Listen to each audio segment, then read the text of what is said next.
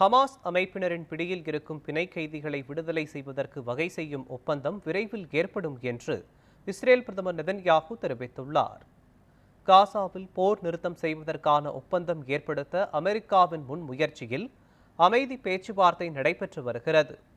இந்நிலையில் ஹமாஸ் அமைப்பினரின் பிடியில் இருக்கும் இஸ்ரேல் பிணை கைதிகளை விடுவிப்பதற்கு வகை செய்யும் ஒப்பந்தம் விரைவில் ஏற்படும் என்று இஸ்ரேல் பிரதமர் நெதன்யாகு தெரிவித்துள்ளார்.